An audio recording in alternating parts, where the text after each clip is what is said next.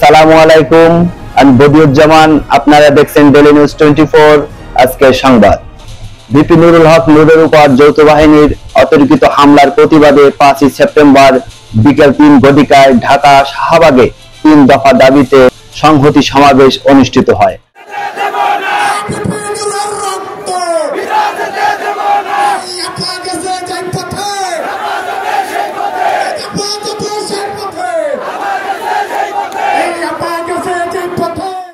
আওয়ামী লীগ ও 14 দল জাতীয় পার্টি ব্যতীত সকল দলগুলো তাদের নিজ নিজ নেতাকর্মীদের নিয়ে বিশাল মিছিল নিয়ে শাহবাগে অবস্থান করেন।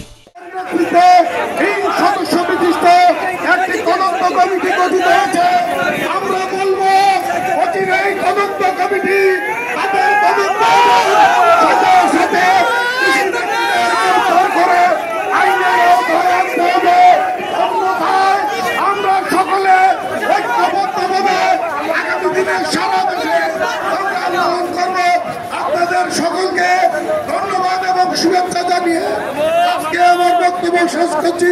সবাইকে ধন্যবাদ। বাংলাদেশ জিন্দাবাদ, ডেমোক্রেটিক লীগ জিন্দাবাদ, জাতীয়তাবাদী সমমনা জোট জিন্দাবাদ। এই সমাবেশে আওয়ামী লীগ ও 14 দল জাতীয় পার্টি নিবন্ধন বাতিল ও নিষিদ্ধের দাবি জানান সকল নেতাকর্মীগণ একাত্মবদ্ধ হয়ে। বলবেন, আমি শুধু আজ এখানে যারা উপস্থিত হয়েছেন, আমি সংহতি সমাবেশের এই প্রোগ্রামে প্রথমে বলতে চাই, এই স্টেজ যদি আজকে মনের এবং মুখের কথায় প্রকৃত ঐক্য এবং সংহতি আমরা জানাতে পারি, তাহলে আওয়ামী লীগ যেভাবে পালাতে বাধ্য হয়েছে, 14 দলের সাথে তাদের দোসররাও পালাতে বাধ্য হবে।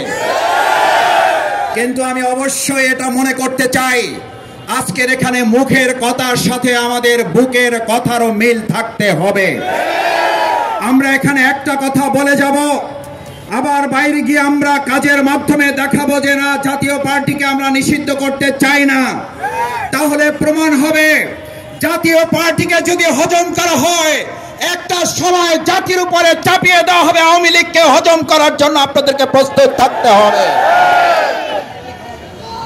আমার ভাই এবং বন্ধুগণ, নূরকেরা যারা হামলা করেছেন, আমাদের মাথায় রাখতে হবে, নূরের অনুসারী এবং নূরের অগ্রগামীরা এখানে আছেন। আজ নূরকে আক্রান্ত করে যদি তারা পার পেয়ে যায়, শফিকুল ইসলাম মাসুদ সহ আজকের এখানে সংহতির নেতৃবৃন্দ মাথায় যেন রাখে, আপনাদেরকেও রক্তাক্ত হওয়ার জন্য প্রস্তুতি নিতে হবে। আমি অবাক হই, খুব বিস্মিত হই, প্রকাশ্য দিবালোকে মিডিয়ার সামনে পিটিএ টার্গেট করে একজন গুরুত্বপূর্ণ জাতীয় নেতাকে আহত করা হলো। তার জন্য আপনারা যে কমিটি করেন আমার আপত্তি নাই, কিন্তু এতদিনে সেই মিডিয়ার সামনে চিহ্নিত লোকগুলো গ্রেপ্তার না হওয়া শুধু অশনিক সংকেত নয়, এই জুলাই যোদ্ধাদেরকে রীতিমতো অপমান এবং লাঞ্ছিত করার সামনে। আপনারা নূরকে আঘাত করেন নাই, আপনারা আবু সাঈদ মুগ্ধের পরিবারকে আঘাত করেছেন, আপনারা জুলাইয়ের চেতনাকে আঘাত করেছেন।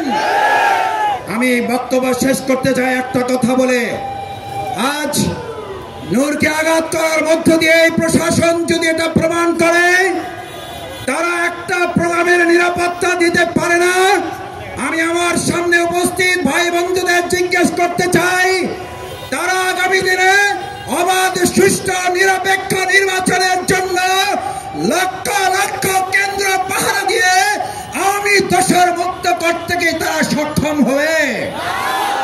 আসুন, বিচার এবং সংস্কারের প্রশ্ন সেই জন্য এসেছিল। আজ এখানে বক্তব্য দেওয়ার কথা ছিল শেখ হাসিনার বিচারের দাবিতে, অথচ আজ আমাদের কথা বলতে হচ্ছে নূরের উপরে হামলাকারীদের বিচারের কথা বলতে। আমাদেরকে আস্তে আস্তে সহনশীল করে ফেলা হচ্ছে। আসুন, সহনশীলতার মাত্রা বাড়লে নির্মম নির্যাতনের মাত্রা বাড়বে। প্রতিরোধ করার জন্য সবাইকে ঐক্যবদ্ধ থাকতে রাজি আছে, সে আহ্বান জানি। তার সাথে দাবি তোলেন আগে সংস্কার, তারপরে নির্বাচন। যদি উঠতে পড়া এই সমস্ত সৈনিকদেরকে বিচার করা না হয়, তাহলে ফ্যাসিবাদ বিরোধী সমস্ত শক্তি ঐক্যবদ্ধভাবে আপনাদের কাছ থেকে কিভাবে বিচার আদায় করতে হয় তা কিন্তু আমরা জানি। সোজা আঙ্গুলে ঘৃণা উঠলে আমরা কিন্তু আঙ্গুল বাঁকা করতে বাধ্য হব। বাংলাদেশের মাটিতে এই ফাঁসিবাদের দোসর জাতীয় পার্টিকে নিষিদ্ধ করা ছাড়া কোন নির্বাচনে এই দেশের মানুষ হতে দেবে না। আমরা অবিলম্বে সংস্কার সহ জুলাই সনদ বাস্তবায়ন করে আগামী নির্বাচন করার জন্য বর্তমান সরকারকে আমরা বিনয়ের সাথে আমরা অনুরোধ করছি। আগামী দিনের জন্য আমরা ঐক্যবদ্ধভাবে সমস্ত সংগ্রামে মাঠে আমরা রাজপথে ইনশাল্লাহ থাকবো, সেই অঙ্গীকার ব্যক্ত করছি। আসসালামু আলাইকুম, খোদা হাফেজ। এবং সেনাবাহিনী বেড়াকে ফিরে যাওয়ার আহ্বান জানান সকল নেতাকর্মীরা। শাহবাগ মোড়ে রাস্তা অবরোধ করে টায়ারে আগুন দিয়ে প্রায় 2 ঘন্টা যান চলাচল বন্ধ রাখে। এতে সাধারণ যাত্রীরা ভোগান্তিতে পড়েন। আপনারা দেখছেন ডেইলি নিউজ 24।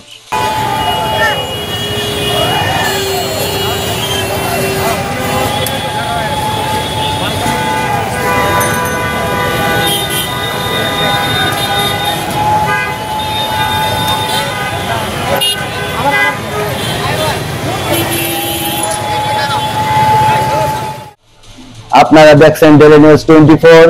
আজকের সংবাদ এখানেই সমাপ্ত।